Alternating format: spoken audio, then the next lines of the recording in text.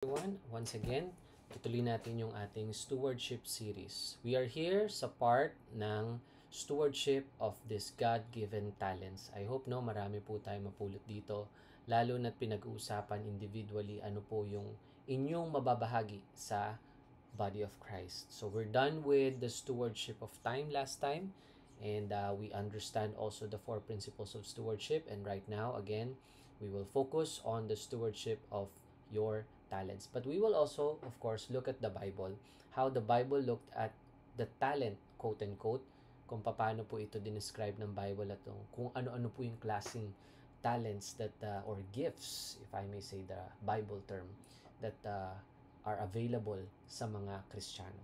Let's start with a prayer. Heavenly Father, we ask for your help once again to, Lord, spread out your words, and this thing na aming pag-aaralan ngayon ay maging beneficial, Panginoon, para sa mga body of Christ or sa mga Kristiyano, Lord, na nais pong maglingkod sa inyo. I hope this will be helpful, and I hope this will clear important questions mula sa kanila, and I hope that you will bless this Bible study. In Jesus' name, Amen. Stewardship of talent. Okay? So, we are going to be analyzing yung parable of talents.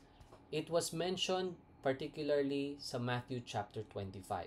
But we will also look in contrast sa another passage in the Bible na nagre-refer din sa sort of parang same sa parable of talents. But it is actually the parable of the pounds. Okay? Most of the mainstream Christianity, sinasabi na parehas lang ang application po nitong dalawang ito.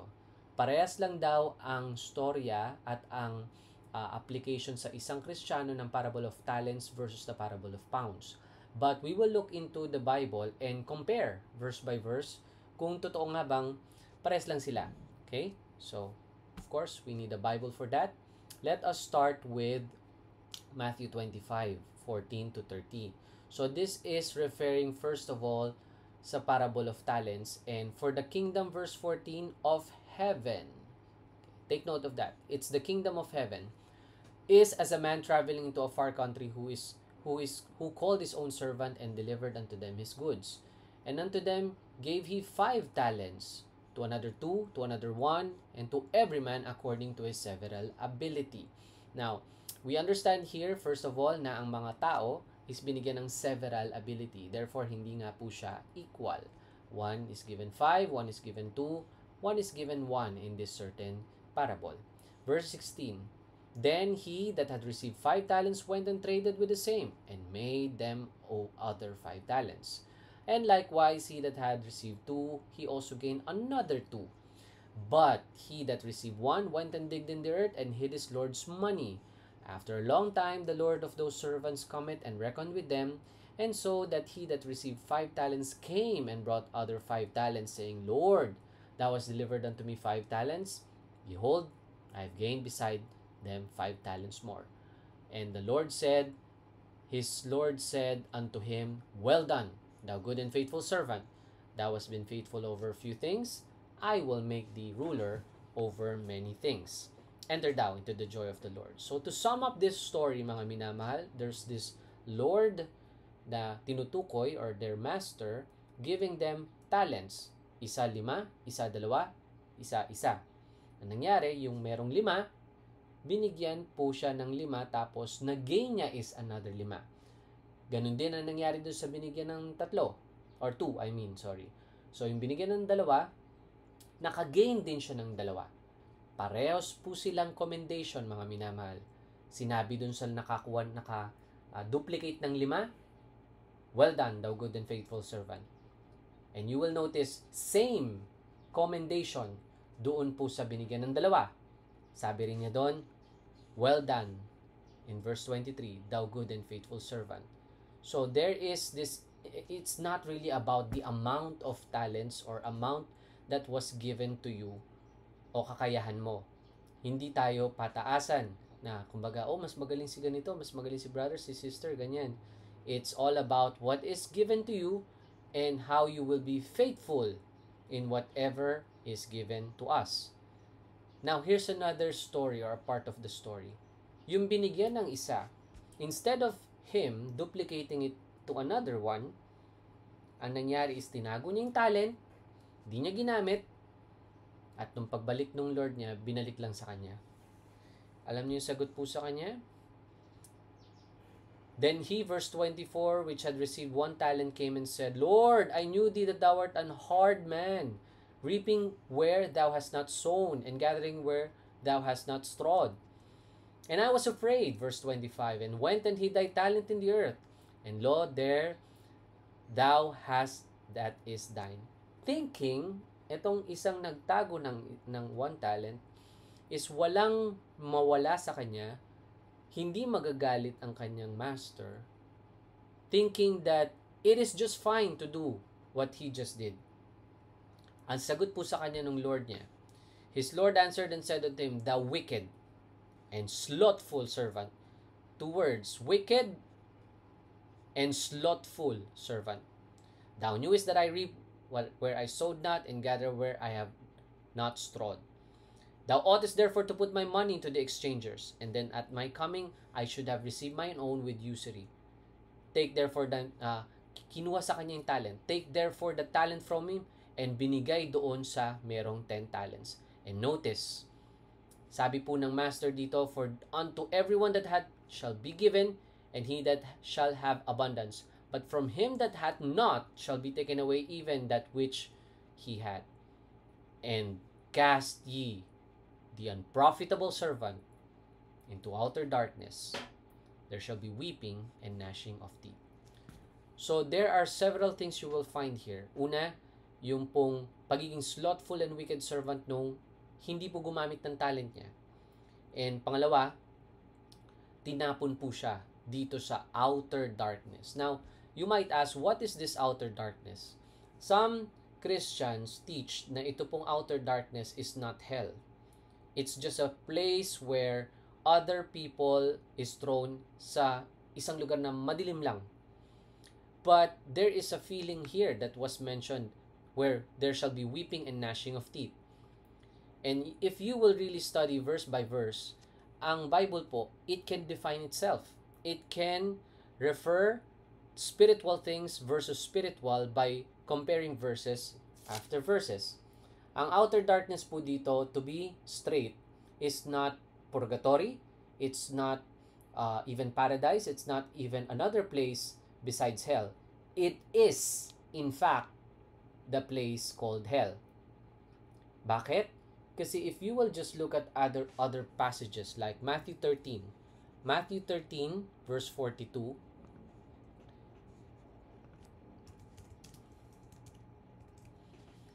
you will find in Matthew 13 verse 42, and shall cast them into a furnace of fire. Notice there's a fire. And there shall be wailing and gnashing of teeth. Look at the similarity. Diba? Gnashing of teeth. Meron bang lugar, madilim lang, nagna-gnash yung teeth mo? O pwedeng sabihin nilang argument na, natatakot ako kaya nagna-gnash yung teeth ko. Hindi lang yon. Hell is a place where you feel pain, torment, fire. And because of that, you will gnash your teeth in pain. And you will weep in pain. And some might argue, di ba ang fire, it generates light? But no, in the Bible, ang hell po, ang outer darkness, ang hell, it's described also as darkness. Okay? And ang apoy, kapag lalo po yung mainit, as mas mainit siya, it will generate darkness or black. Okay? So although we're not really focused into this Bible study, just study outer darkness and you will find out that outer darkness is simply hell. So what I'm trying to mention here is that servant was thrown into hell. Okay? Now, that is the parable of the talents. Now, let us look into this contrasting parable in Luke chapter 19 verse 12. He said, therefore, a certain nobleman went into a far country to receive for himself a kingdom and to return. First thing that you will notice here, hindi po siya nabanggit as kingdom of heaven. Okay? And this is the parable of the pounds. Okay? He called his 10 servants. So there are 10 servants this time, not just 3. and delivered unto them 10 pounds. So that means yung bawat servant, hindi binigyan ng tig 5, tig 3, tig 1. Etong 10 servants na to binigyan ng tig 1 pound. Kasi 10 servants, 10 pounds. And said unto them, Occupy till I come. But his citizens hated him and sent a message after him, saying, We will not have this man to reign over us. And it came to pass that when he was returned, having received the kingdom, he commanded his servants to be called unto him, to whom he had given the money. Okay? And that he might know how much every man had gained by trading. So bumalik na, tiningnan kung magkano ang nagain ng bawat isa. Then came the first saying, Lord, thy pound had gained 10 pounds. Okay, yung 1 pound nag-generate ng 10. And he said unto him, Well done, thou good and faithful servant, thou good servant, because thou hast been faithful. Still, it's a faithful and good servant. In very little have thou authority over 10 cities. So it seems like parang, no, pareho siya dun sa isa. Pero kung tutusin, we will see how is it different. The second came, saying, Lord, thy pound had gained 5 pounds. Yung 1 pound, naging 5 naman. So may 10, may 5, and likewise unto him be thou also over 5 cities. At ito pa, another came. Lord, behold, here is thy pound, which I have kept up in a napkin. I fear thee, because thou art an austere man. Thou hast taken up that thou laidest not down, and reapest that thou didst not sow. Okay? And he said unto him, Out of thine own mouth will I judge thee, thou wicked servant. Thou knewest that I was an austere man, taking up which I laid not down, and reaping which that I did not sow. So, parang seemingly same yung storya niya, no? But then again, it's actually different. Look at this latter part. And he said unto them that stood by, Take from him the pound. Oh, ito part na to, same pa. Kinuha yung pound, binigay dun sa may 10. Yung kabila, binigay dun sa may nakalima. But notice in verse 26, For I say unto you that thou art everyone, that unto everyone which shall be given, and from him that hath not, he shall be taken away from him. Napansin nyo? There's no outer darkness or the servant being thrown here. Now, if we will look at the contrast, you will notice that these two parables are actually different. In Matthew 25, na-mention po doon kingdom of heaven. But in Luke chapter 19, it's mentioning about the kingdom of God. From the name itself, obviously magkaiba ang kingdom of heaven versus kingdom of God. Ang kingdom of heaven, mga minamahal, just to make this as a summary, but I have another video referring or being detailed dun sa difference ng kingdom of heaven versus kingdom of God.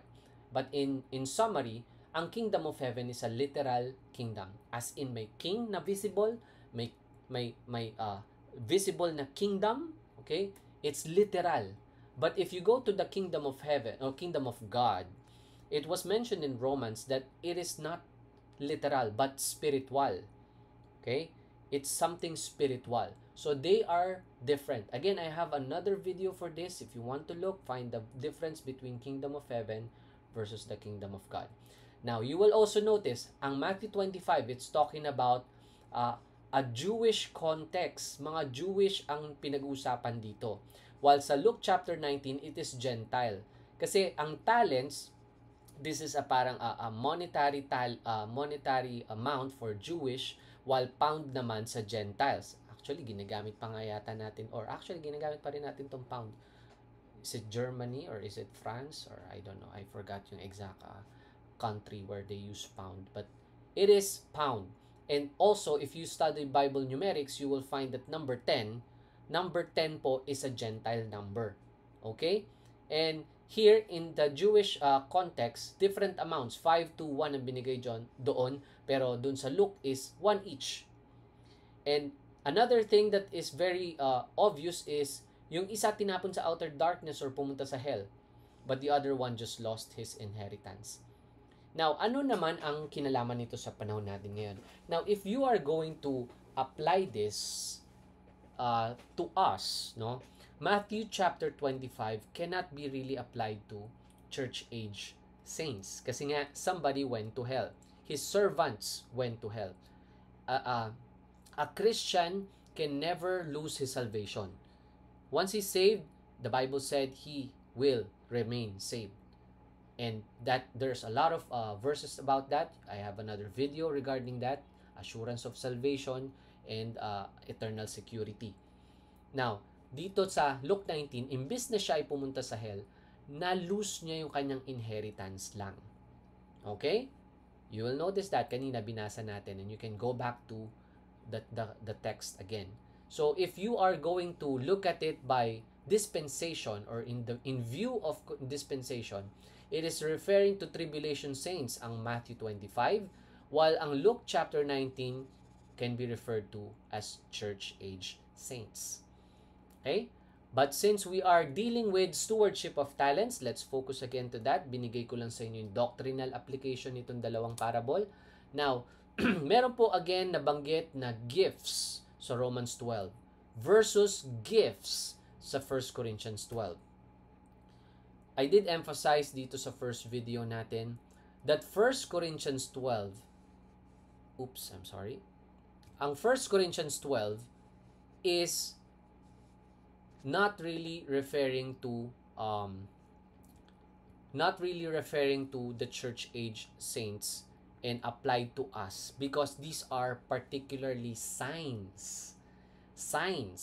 You see here healing na wala na po ngayon. Well, there's also answered prayer today, but I'm referring to healing here as yung talagang on the spot na heal po siya. Pilay, biglang lumakad after mo ilay hands. Bulag, biglang nagkapaningin after mong hawakan ng mata or whatever man.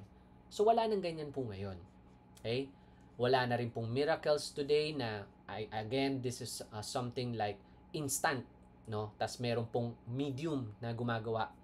Wala na pong ganyan ngayon. Although we still believe in answered prayers, miracles can happen, but not literal na may kapangyarihan na gawin ito.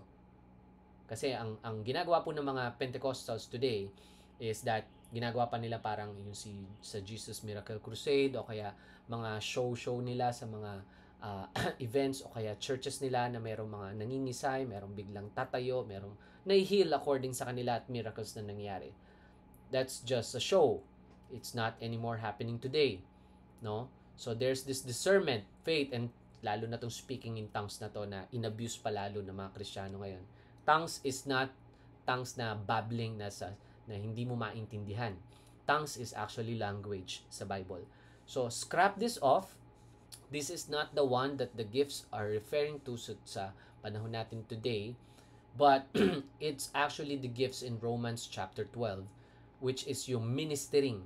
Yung prophecy dito, it's not prophesying like Madam Auring or Nostradamus, but it's more of telling you the future. When you're trying to say something about sa future, like, alam mo, pwede kang ma-save in the future, you're actually prophesying. Alam mo yung rapture, darating ang panahon, kukunin tayo ng Panginoon. You're referring to the future. Alam mo yung second coming, alam mo yung Battle of Armageddon, you are prophesying. Because that is written in the Bible and you're just telling it through your mouth. Okay? You prophesy. Speak things in prophecy. So this is something that I'm referring to here and the Bible is referring to. You have ministry where you have different ministries in church. Ibig sabihin na ministry is you're trying to help someone else, trying to assist a brethren, ministering and doing it every time, and usually doing it from time to time. Okay? So you have another like teaching, no? You can teach the Bible like what I'm doing right now. You can teach the kids, you can teach your wife, you can teach your daughters, your sons. Teaching. This is another ministry that you might have, or you might a talent that you might have acquired from the Lord. No? You also have this exhortation. Magaling ka mag-exhort. Usually this is used by pastors, and pastors usually give exhortation to the sheep, to the flock. Sometimes you can use it also like, may mga tao, may mga Kristiyano mas magaling mag-encourage kaysa sa iba. I don't have that very good encouragement na skills or talent or gift, but some magsalita lang sila, makausap lang nila, puntahan lang nila yung brethren na may sakit o kaya na nanlumo, nagdi-discourage. Magaling sila mag-exhort, magaling sila mag-encourage. So that's a gift. That's actually a gift. And there's this another, the giving. No, we will be focusing this more on the next part of the stewardship, which is the stewardship of treasures.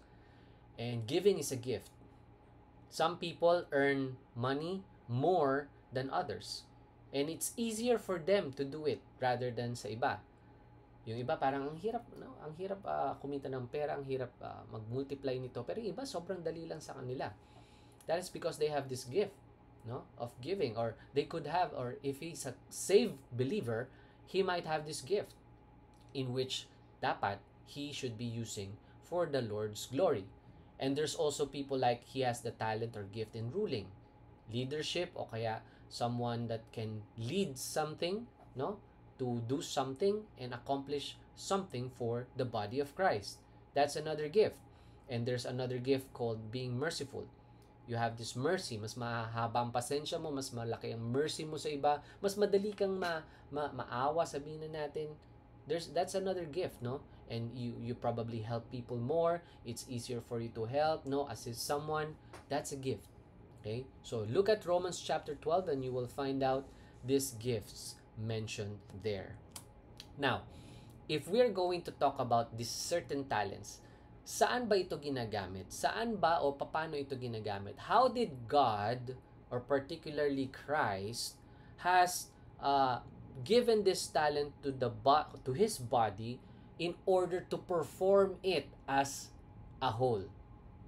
It was clearly mentioned in 1 Corinthians 12 to 27, how these gifts are taken or practiced.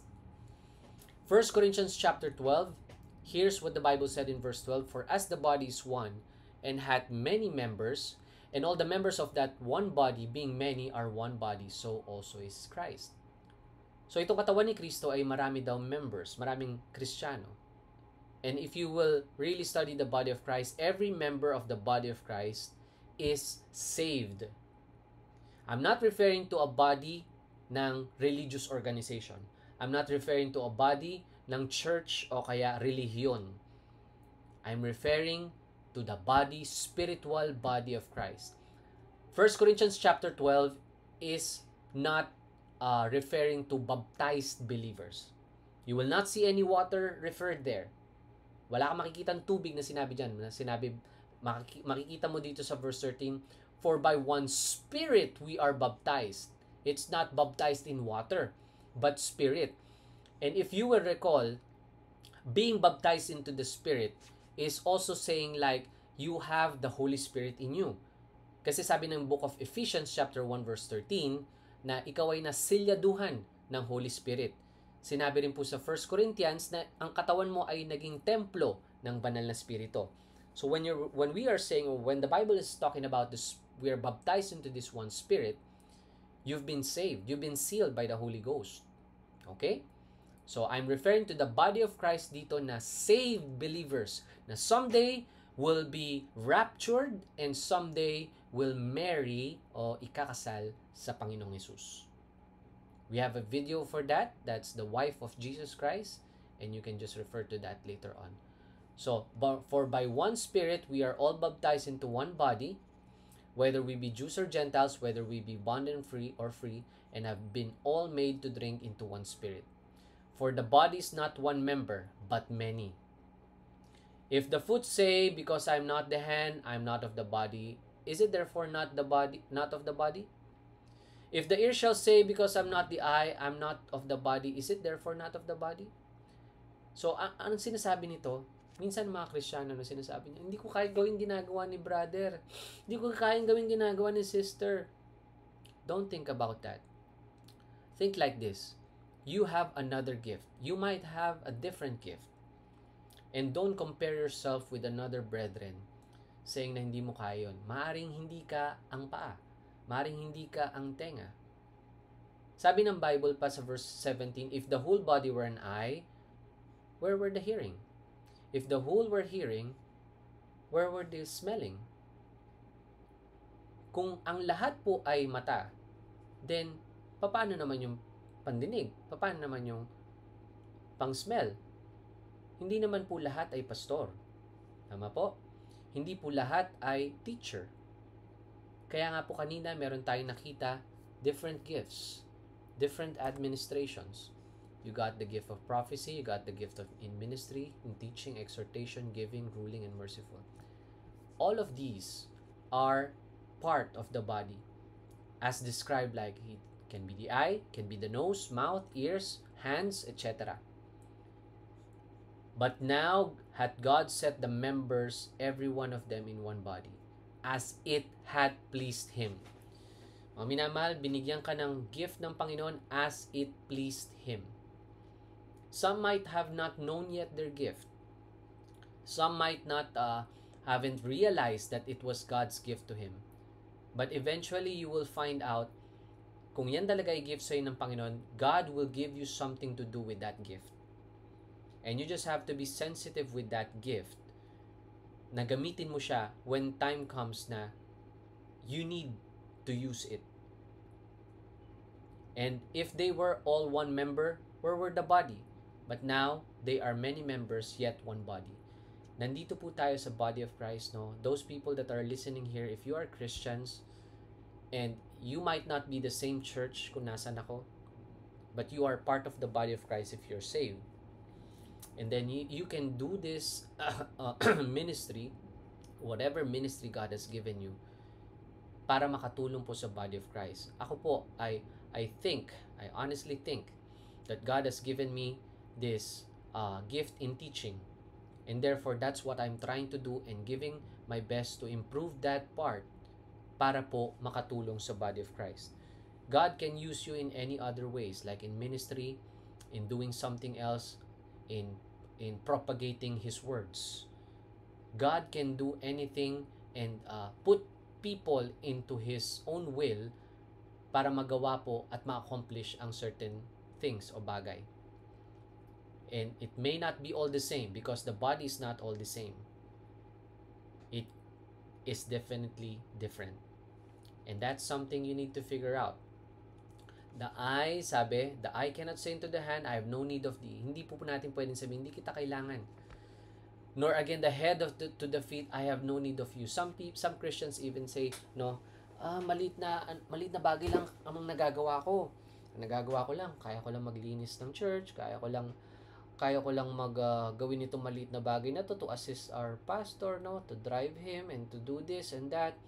Ito lang nagagawa ko. I'm assisting sa tawag dito sa church on the visitors, no, following up them, etc. Some Christians think maliit na bagay lang kanilang ginagawa. But in fact, again, remember, yung bang binigyan ng 10 talent versus doon sa nakapagbalik ng 5 talent, di ba pareho lang commendation nila? Remember, dun sa talent na binigyan ng 5 at nabalik niya 5, yung isa naman 3 rin na nabalik niya. Mas lamang ba yung may nakakuha ng 5? Sinabi niya, you are better than this one that gave 3. Hindi, same commendation. So don't think na kung may ginagawa ka sa Panginoon, whether small or big, at hindi nakikita man yan, hindi man siya ganun ka kitang-kita. Kasi kunyari niya, kitang-kita, syempre ang pastor, kitang-kita mo, front yan. Mga preachers, kitang-kita mo, front yan. Pero may mga nasa likod niyan na para ma-accomplish yung bagay na yon, no, there are people around them helping to accomplish that same goal. Kaya nga tingnan nyo po dito, no, mayroong magandang part dito sa verse 22.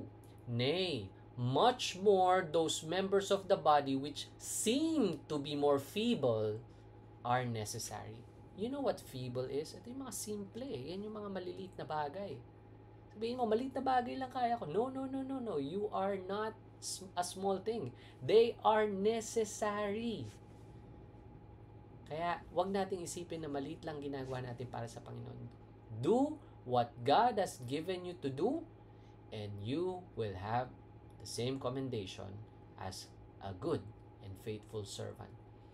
Verse 23, those members of the body which we think to be less honorable, upon this we bestow more abundant honor, and our uncomely parts have more abundant comeliness. Alam niyo, I remember these stories I heard from Dr. Rahman.